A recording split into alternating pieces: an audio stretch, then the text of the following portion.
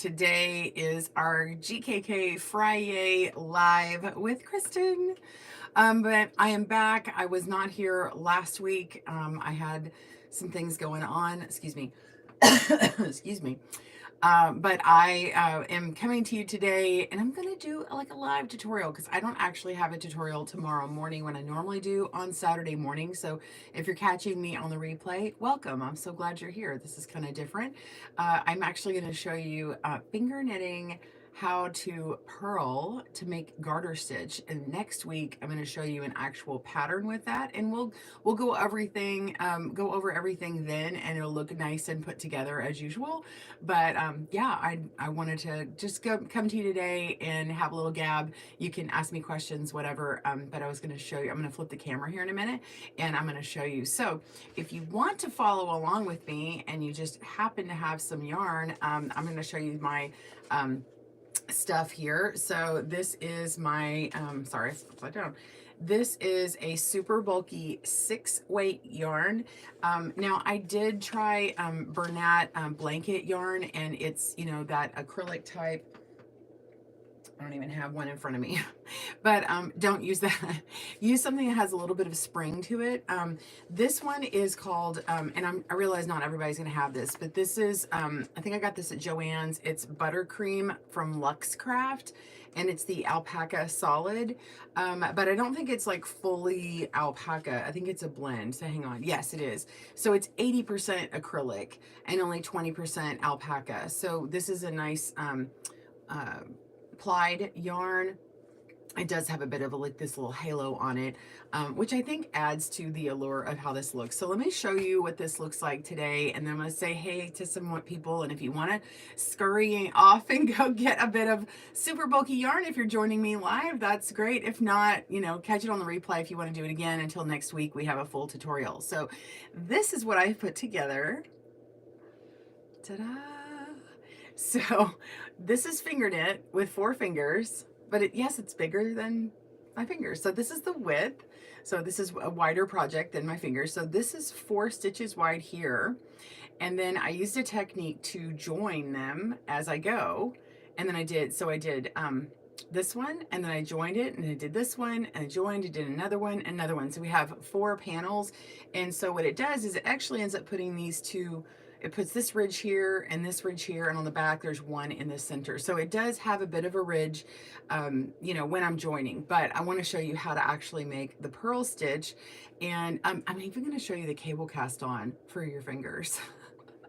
So if you've ever done loom knitting and you've done the cable cast on, I'm going to show you doing it on your fingers, because honestly, I think it makes a much better, a much cleaner edge. It's not perfect, but it's better than some of the like super loopy edges that you get with finger knitting, especially like in a bulky yarn. And also, I'm just using the tips of my fingers, so like the smaller part. Now I have really large hands. I'm 6 foot. My hands are as big as my husband's. So if you have smaller, dainty hands, you might want to put them all the way down on your fingers, you know, because yours are probably closer to mine up here. So unless you want it like really super tight, and then it'll be smaller. But I found that for gauge, if you can gauge your finger, for gauge, it was better to use the tips of my fingers. So those are my tips on your tips of your fingers. Tips on tips. Hold on a second. Let me get some water. I'm going to say hey to everybody. A super bulky weight 6. Acrylic yarn or a blend would be perfect. Good morning, Lori. I see you. Good morning, Cheryl. Happy Friday. Hello, Alicia. Hello, Cheryl. So wow, to finger knitting so many years ago is the beginning. What are we making? Yeah, I'm making a cowl, but today I'm just going to show you how to, we're not going to make the whole cowl. Next week, I'll actually show you that, and we'll get you the pattern and everything. So this week is just more loosey-goosey than that. Good evening, love. Hi, Caroline, knitting a triangular shawl. Awesome. Hello in Yorktown, Virginia. Hello, welcome. Caroline's in the UK. Hello. I think I can see that flag there. She's in the UK. Welcome. Cheryl says fantastic. Okay, yeah, so I'm going to show you how to garter stitch in finger knitting. And yes, so little backstory while I'm adjusting my camera. I got in trouble in school for finger knitting when I was in 3rd grade. I kind of figured out, I don't know when I figured out, maybe it was in 2nd grade or something, but I figured out how to finger knit. And then by the time I got into 3rd grade, I was addicted to it, you know, and I brought yarn to school and we would have reading projects and I would finish reading and then, you know, you're supposed to be quiet. So I picked up my yarn and I start, you know, finger knitting. And I guess it was a distraction because she got after me and she's like, you can't do that. And so I put it down, and honestly, I felt so shamed about it. Not that she was one of my favorite teachers, by the way, but I just felt so bad about it because I was such a rule follower, that I never did it again. I stopped doing it completely. And I didn't pick up yarn crafting until much, much later in life after my 3rd baby and postpartum depression. So anyway, so this is back to one of my first loves, finger knitting. So let me flip the screen, and that was a little bit of trivia for you. Well, and I had done some crochet when I was younger, but I had an aunt who was much further away, and I never continued the skill because I didn't have anybody to like really teach me. My grandmother had, she was failing at being able to do that anymore at that point with her hands. She could sew, but not, you know, with a machine and everything. Making a cow using crease side stitch, adding some fun yarn, and looking good so far. Awesome, Cheryl. Great. Okay, let me flip this camera here. All right. I may have to adjust my stuff here. Okay. I'm going to get this further down so I can see your comments. Okay. And hey, if you missed last week, we did a video. I did not go live, but this is the potholders, if you want to see them with my hands on here to see the size. I did 4 of these 5.5-inch potholders, and now it's about 11-inch trivet, and I showed how to sew these together very easily and make a nice larger trivet. So this is great for your holiday table coming up, or just any occasion. But you know, it'd be a great like extra big pot holder, but really meant to be put on your table for those large dishes. And it works with like one of my like big large pie plates, or like a big casserole dish Corningware. So there's that. I'm gonna set this aside. All right, so this is what we're doing. This is not finished yet. I'm gonna sew the ends together, but this will become a cowl. And you can see these 2 little ridges here, and on the reverse you can see 1 ridge here. So this will end up getting connected to become a cowl, right? So this is just my sample here. You can make it longer if you like, but it is very stretchy. And so yeah, so it'll get sewn up together and become a cowl. You can reverse it if you want. All right, but the main thing is I'm going to show you how to start this off, okay? I'm gonna put this on the side so people know kind of what the look we're going for. All right, do you have your yarn? Anybody joining me doing this live, let me know. I would love to know if you're gonna try it while I'm doing it.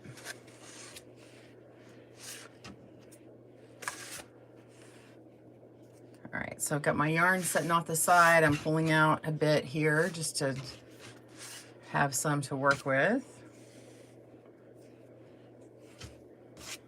All right, I'm gonna make my slip knot. Hang on, I gotta adjust my chair here. Get some water. Okay, so I'm gonna make a slip knot. Put my yarn around my finger, take the back loop over the front loop. So this is around here twice, and then put it back over that again, over the tip of my finger. And now I've got that casted on. I've got 1 loop on here, so we're gonna draw that up. Okay, make that, I'm making that as tight as possible, but I need to be able to use it later. I don't want that slip knot like super loose either. Okay, so the way to cast on that you may have done with finger knitting is you can double wrap around, double wrap around and do this. You can wrap once around all your fingers and then come back and do a flat knit. That's fine too. I'm just going to show you how to cable cast on. So this one is cable cast on. We're going to wrap the yarn around the top of our finger, and then we're going to pull downward and grab this loop here and flip it and put it on, okay, and tighten it up. And then we're going to wrap around the top here and grab this loop and flip it over and put it down and tighten it up. Wrap this loop around. Wrap this loop around here pull downward, flip it over, and tighten it up. Wrap around, take that loop and pull down, flip it over, and tighten it up, okay? So that is how you do a cable cast on. Now, I'm gonna undo that because I'm going to use that later, but the way my pattern works, I have to get down here and start, I need to come across and have a knit stitch across first. So I'm gonna go ahead and show you the purl stitch first. So let's go ahead. Oh, actually, no, let me see. I'm trying to remember how I did the pattern without looking at the pattern. Let me just show you the purl stitch. Hang on a second. So we're gonna come around here, out the front. Sorry, this is totally live. Can't redo it. Put it across the bottom here. All right, so now we're gonna pull a loop up. So pull this loop up and then pull it off and put it down and tighten it. So come down here, pull up the loop, the new loop, pull off the old with your finger, just, and then put it back on and, you know, tighten it. You don't want to tighten it too much. Okay, come here and you're gonna push this loop up. You're picking a loop up from the ocean. Pull it up, take your finger off, and then put the new one on and tighten it up. Just taunt, just slightly tight, and then push it up. On this one's a little bit tighter. Take it off. It's easy to take it off. You just pull your finger. You can't do that when you're loom knitting, if any of you loom knit with me, and then tighten it up. Okay, so for this first part, oh yeah, okay, sorry. Earlier when I was thinking something else, sorry, I was thinking I needed to do something different because I'm thinking about connecting, but there's nothing to connect here, sorry. See, this is why I practice and then I can do the actual tutorial flawlessly. Okay, so then I'm going to knit across, and I'm doing what we call in loom knitting flat knitting. You can make a little bit larger stitch by coming all the way around and doing a stitch like this. This is a U-wrap knit, and come around and do this. So if you find it's too tight, you can do that, or you can just lay it across and just simply lift up and over. So I lay this across here and lift up and over my finger, up here and lift up and over. Okay, my fingers are large enough so my gauge is big, but if you needed more space, you can do them one at a time and kind of wrap around a little bit. All right, so we're back at this position here, and we're going to put our yarn down below, and we're going to push up a loop and take our finger off and put it on and tighten. Okay, we're going to come to this next loop, push up a loop, take our finger off and tighten. Keep going here and tighten.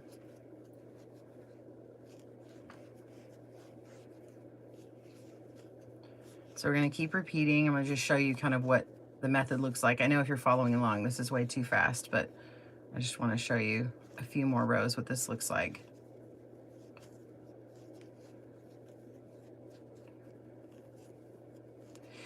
I do the purl row. Oh, by the way, when I do this, I'll have a left-handed version. So this is on my left because it's my non-dominant hand, and I'm working with my dominant hand over here. But I will flip a video for the left-handed version, and you'll be able to do it the opposite direction. So when I work right-handed, I am making all my knit stitches all the way over to my right. And when I go to the left, I purl.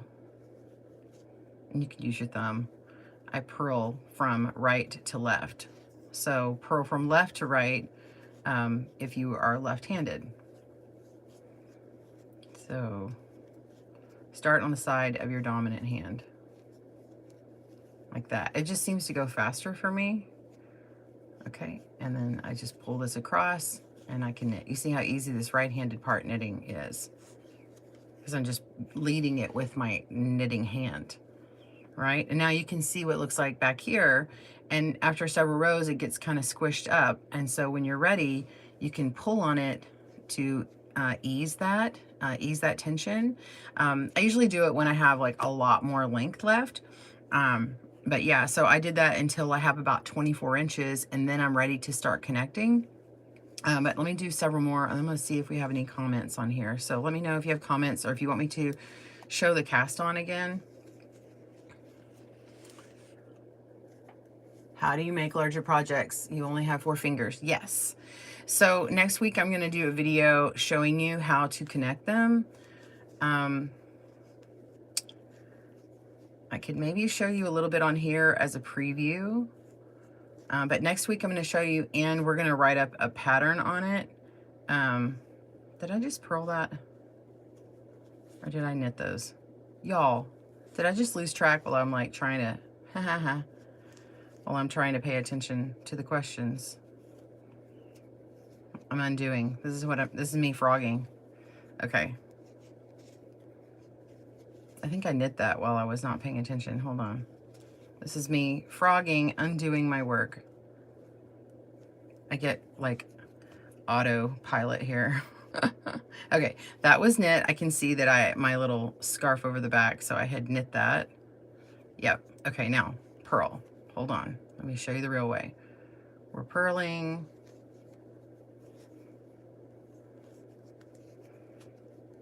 I was on autopilot, man, for a couple of rows. Now you saw me undo stuff.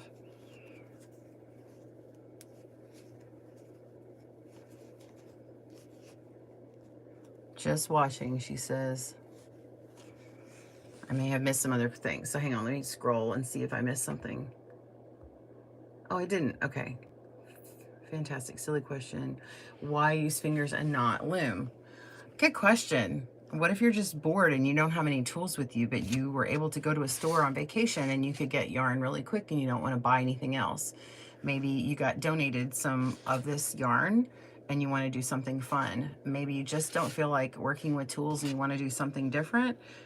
Maybe you want to teach a young child how to do something fun, and it's not just the knit stitch that curls all the time, and it's a nice flat panel. So if you keep going on the knit stitch, let's just do that. I'm going to show you the knit stitch. So if we do the knit stitch, the property of the knit stitch is the back side is always, or what we call the wrong side. This is the right side here, but the wrong side is back here.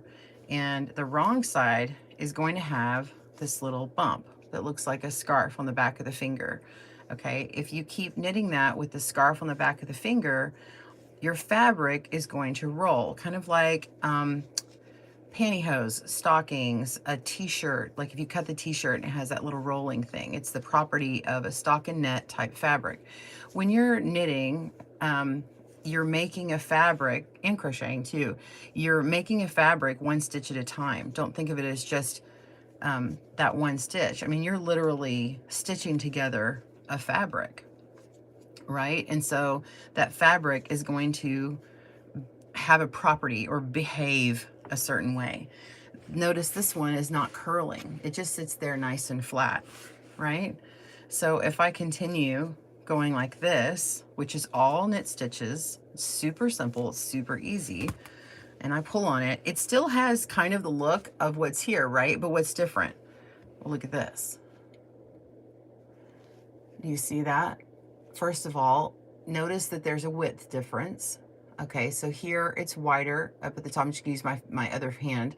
Here it's wider and here it's skinnier. Well, why is it skinnier? Well, I'm actually looking at, it looks like 3 rows, right? Does this look like 3 columns? 1, 2, 3. Okay, well, it's actually not 3. You're seeing half of one stitch here, and then this one and this one, this column here is actually together. That is one stitch. And then this part right here and here is one stitch. And then this is half a stitch. So if I roll it out, you can see the rest of that column. Interesting, right? So it's rolling. Look, see it curling? So the fabric curls, right? So if someone's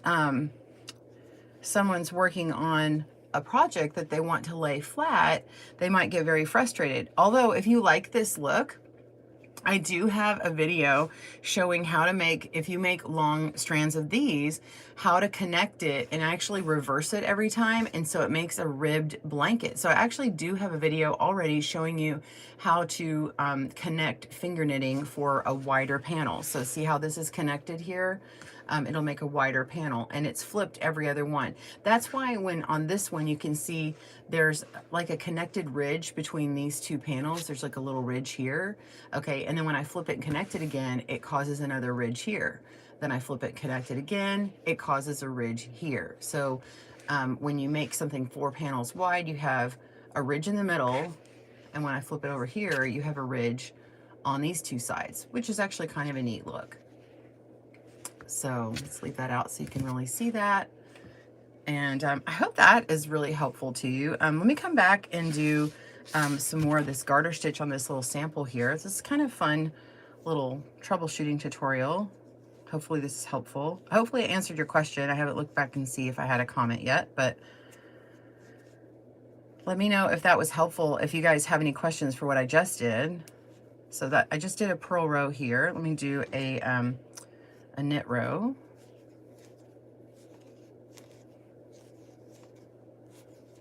Okay. Purl, purl. And I'm intentionally not going slow because like when you're finger knitting, it's going to go fast if you go fast. I don't want you to think it's such a super slow project. So you can just sit here and do this. And this is fun. Like while you're watching TV, you could be at a sporting event. Really all you need to have with you is a pair of scissors, you know, or if you had one of these, it has like a little cover on it and you can just clip it. That's kind of fun, right? So you would just need 2 things, yarn and scissors. So that's fun. This just rolled into view. Let's see, let me make a few more rows here. Oh, I think I saw a question. Hold on, let me scroll. It disappears on YouTube for a second. Looks like a chicken or turkey. What? Okay, let me go back. I missed something. Oh, good. All the questions. Kristen, I've always have a go bag with tools, loom, and yarn. Awesome. LOL. This is fantastic for kids to be sure. Yeah, and during the holidays, if you want to show them how to do it during Thanksgiving, if you're in the U.S. and you haven't had your Thanksgiving yet, like I haven't. Sorry, Canada's already had theirs. Happy late Thanksgiving, everyone. But yeah, you know, here we tend to have kids off for a week, and you might want to do a fun little project. They might get so hooked on it, they decide to make Christmas presents for their family and friends. So that's kind of fun. Let's go on. Let's see, what else do I have? Lori says, sometimes my hands feel not good to knit or crochet or loom, but I can finger knit to keep my addiction happy. Yes, exactly. Yes, for sure. Let's see. Very nice, they say. Good. I made a giant blanket using the roving you got for a Christmas present a few years ago. Yeah, beautiful. Just use your hands. Exactly. Looks like a chicken or turkey to me. It's very, very fun. Brought back the memory and it was fun. That's hilarious. Yeah, this is, by the way, this is color is called pumpkin. And I grabbed it because I was like, well, I already had it, first of all, so I don't even know if it's current color. But I grabbed it because obviously we're at the fall period here, and you know, Thanksgiving's around the corner. All right, so I'm going to finish up another row of this, and I'm going to show you how I bind off. Whoop, there we go.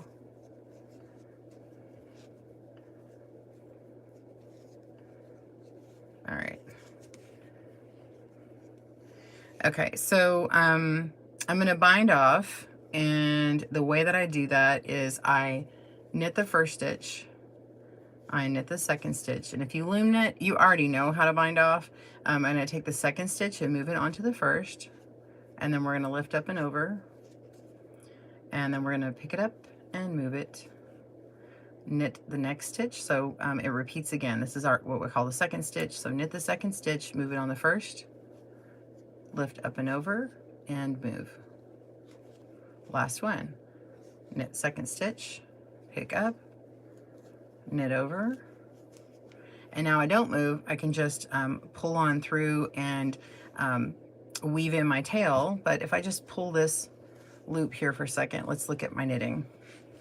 So look at that. So you can see how this particular sample is not curling at the top, not curling at the bottom. It does curl a bit on the sides. So adding in a purl stitch will make your knitting go the opposite direction and combat that purl. So if I did several rows of knit and then I did several rows of purl, that means that this purl side would also be curling the opposite direction. So all right, so I've got this last one here, okay, and it was right here, right? Well, technically when I bound off, it was right here. Okay, little preview for next week when I show you how to connect. So what happens is you just pick this one up and move it all the way over to where we started our whole thing, right? And then we can actually cast on more stitches. So I'm gonna wrap around and I'm going to pull down and make a loop, and I'm gonna flip this loop and place it on my finger, and then take my yarn and pull it. This is called the cable cast on. It's just another way to do it, but it doesn't look as loopy. It's like a more drawn in cast on. It doesn't look as loopy as when you do the double E-wrap cast on or other ones. All right, so now I need to wrap this finger here. I'm gonna wrap over from the top of it. I'm gonna take a loop and pull downward, and then flip onto the next finger. Take my yarn, pull it, wrap around, pull down, make a loop, and flip it and pull it. All right, so the trick on this one is we're going to purl back. It's going to be good for my memory to make sure I started the first panel correct. We're going to pull back. This is my only repeat of this because I haven't written the project yet. It's all in my brain. And we're going to purl this row and go to this last stitch. And I'm going to actually make another row before I connect. So I'm going to go ahead and knit all stitches. Okay, and then now I'm going to connect on this row. Okay, so I'm going to purl these 3 stitches, and then I'm going to purl 2 together and connect it. So purl 1,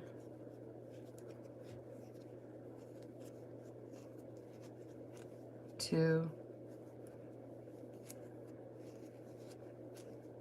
3. All right, now I have this loosey-goosey thing here. So I'm going to come down here and I'm going to find the ridge. Oh.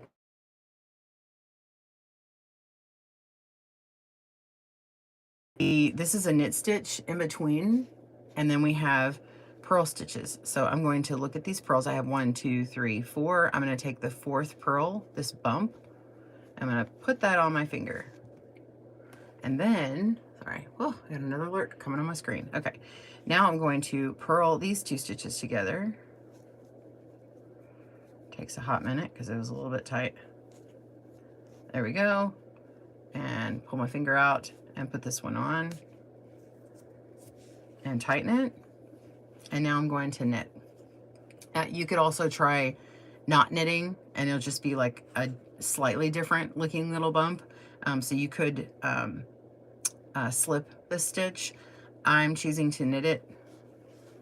So we're going to knit all the way down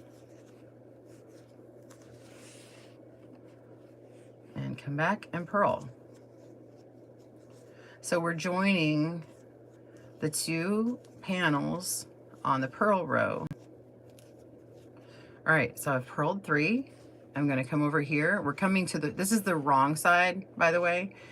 So we're on the wrong side. We went to this 2nd line here. So now we're going to this 3rd line here. So we have 1, 2, 3, 4. That's this little dot here. It's a little bit tighter on the end. We're going to put that on there and purl these 2 stitches together. Tighten that up.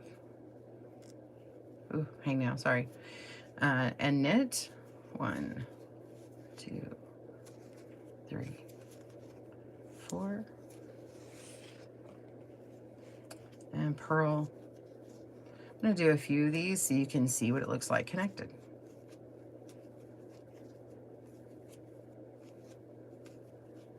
All right, we're down to the end. Don't forget to connect. If you're not sure, now you can really start looking at this. So we connected here and here.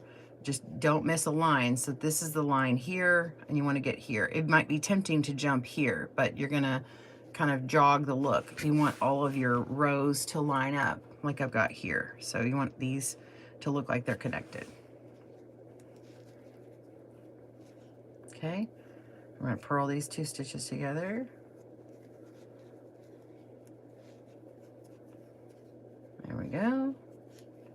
And knit.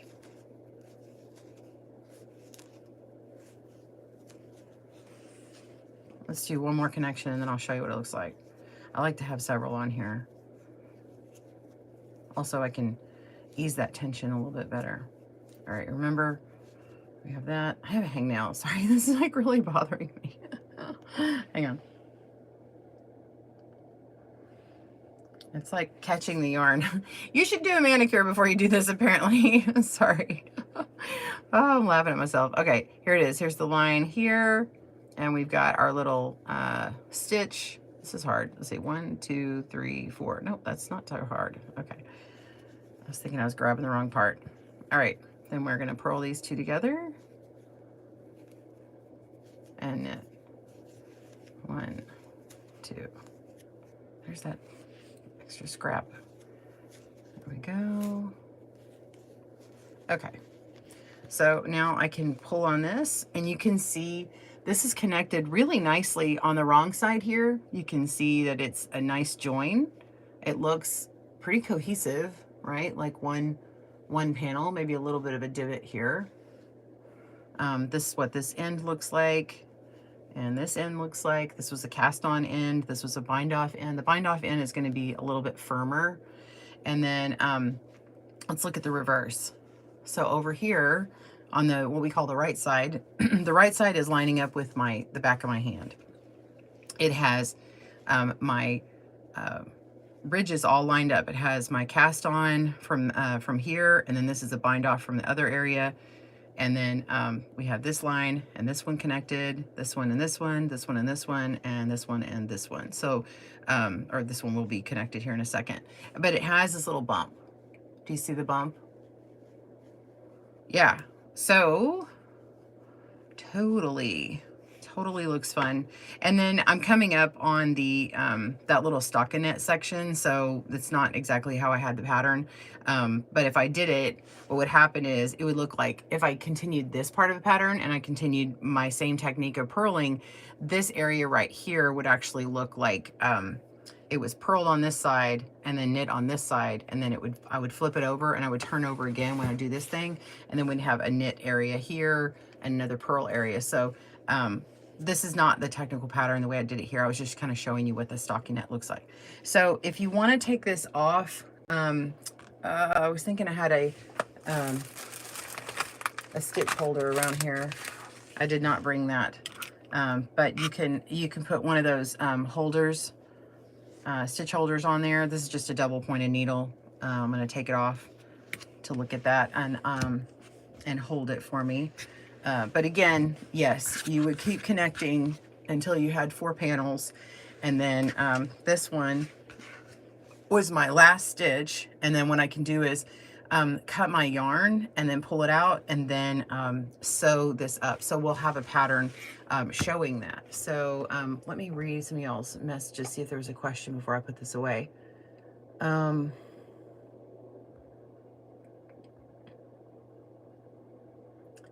This was very fun, brought back memory. Could you make a 4-stitch blanket instead of a 10-stitch blanket using hand knitting? Yeah, I think you could, Lori. If you want to incorporate your thumb and kind of get that thumb trapped in there, you could do my 5-stitch blanket. So I did a 5-stitch blanket on the Zippy loom. So that one would probably be helpful to show you what to do in that case. So there's already a video with 5 stitches. Again, you could use your thumb. I don't know if it would cause cramping or anything, but you might be able to amend that video and do it. I'm not ready. I'm not saying that I'm doing any of that, but it would be good. I would love to know if you could do it. So if you try it. So let me know. Yeah, and then if you ever don't like your stuff, you just rip it out. We call it ripping it out or frogging because it sounds like ribbit like a frog. And that's what it looks like. So if you don't like your connections, you can pull it out until you have one left, and then you're ready to begin again. And you can kind of tug on these, you know, and start again. Like say you got it misaligned, you could do that. Or say maybe you just didn't get enough rows and this isn't long enough. Oh, and also you want to stretch it out before you finish out your row to make sure the very first one is the right length. Maybe add an inch if you want. I had measured mine to 24 inches, but when I stretched it out and it was on there, but once I joined it, I probably need to add an extra inch or two in here just to accommodate it's not as stretchy, you know, when I add in those other panels. So I probably would have it knit to 25 or 26. Anyway, so this is how you pull it out. You can just do that, and you can get back to your last stitches and then put those back on your fingers and then add more rows. So wherever it comes out on here is where you were last, like that. If you can't get it on again, you can always, like, you know, undo part of the stitch and you're like, oh, where did that come from? Okay, so it's under here. Hang on, put it on something. So let's investigate. So this is under here, so we have to get this string on the front, our yarn, and put this back on, and then go, okay, so I was working in this direction, so that means I'm gonna purl, so this stitch needs to be purled, right? And then it's ready to go knit. So if you're right-handed, you're going to knit from left to right, like you're writing, okay? So that would be the opposite for left. So you would knit from right to left, like you're writing. And then when you purl, you're gonna come in the opposite direction and you're going to purl in the direction that your dominant hand is. So if that's easier for you to remember. And of course, I will have a tutorial on this and a written pattern on how to make this cowl here. This is a finger knit garter stitch cowl. I haven't come up with a name yet. So I think maybe I did. I just got to go back and look at it. I make it look easy, Donna. Oh, thank you, honey. I hope that it can be easy for you. But let's just pull this out and show you. Again, if you've ever finger knit before, most of it looks like this, and I'm just showing you how to get it looking like this. So it's all gonna lay flat. And you can make a variety of projects. I mean, you could figure out how to make, you know, a shawl or something, whatever. I am working with super bulky weight yarn because that's what looks best with the gauge of fingers I have. Maybe you have small hands. I have man hands, and that's okay.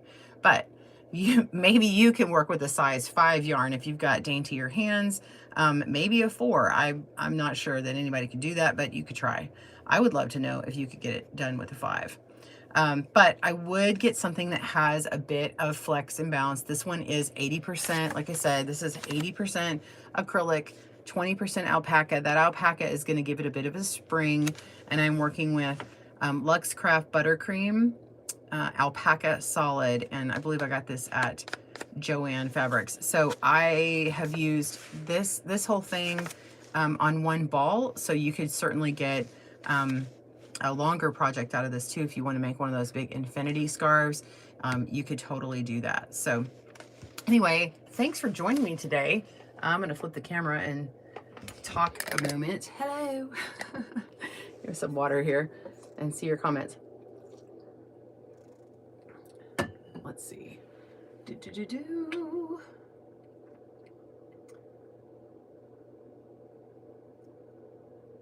Can someone finger crochet a border for a finger knit blanket? Yeah, you could totally do that. I've done finger crochet. That's excellent. Yeah, if you want to add a little bit of flourish, absolutely.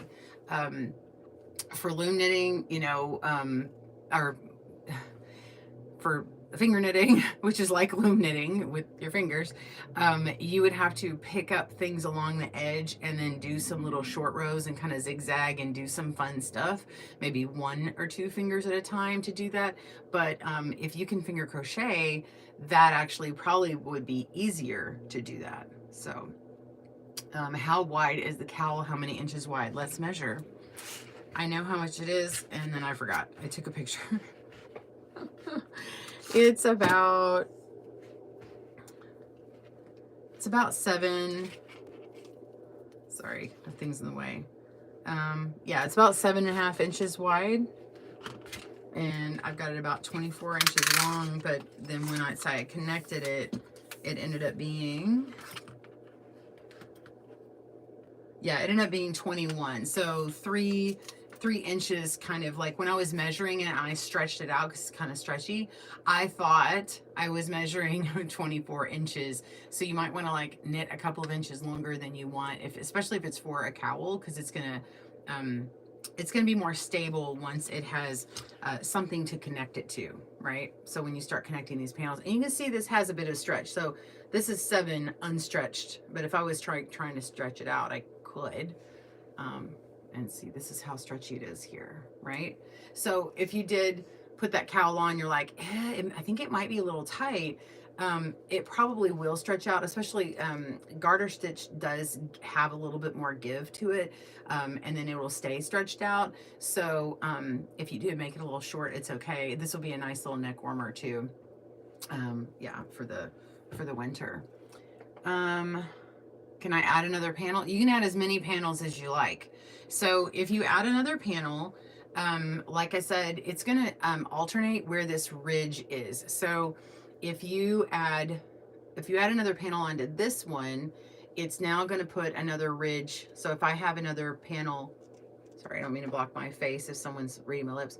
If you have another panel here, it's going to put a ridge here. So I'll have a ridge here after 2 panels. So it's sort of flat, flat, ridge, flat, flat, and then you'll have a ridge, and then you'll just have 1 panel. So you might want to add 2 more ridges or 2 more panels so that the ridges are, if you like symmetrical stuff like I do, because on the opposite side, all right, this is what's happening. So I have 4 panels, and I have a panel and a ridge, and then flat, flat, a ridge, and then a panel. So if I added 1 more panel, I'm going to have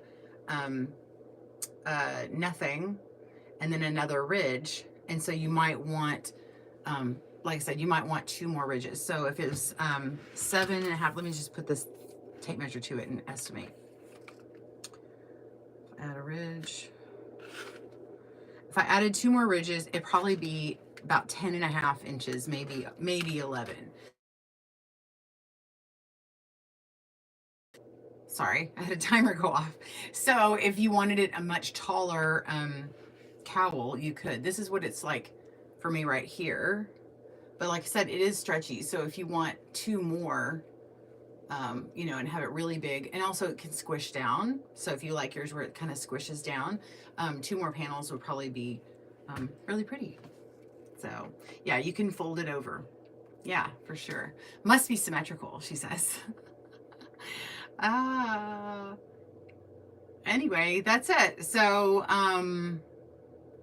the roving is giant.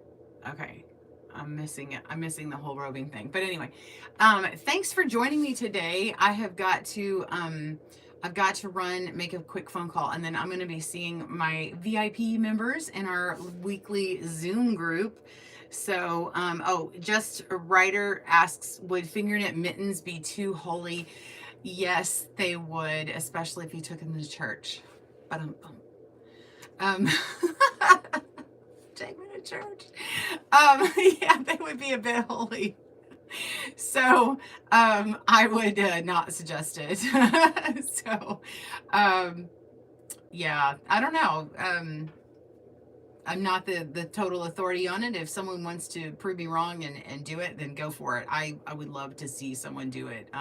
That's always cool. You could probably, you probably could do stocking knit, do a finger that like kind of goes up and over a finger, and then sew the sides together, and then make individual fingers, or make a mitt that goes around just 4 fingers, and then make a small one, like one panel for your thumb and maybe 2 wide.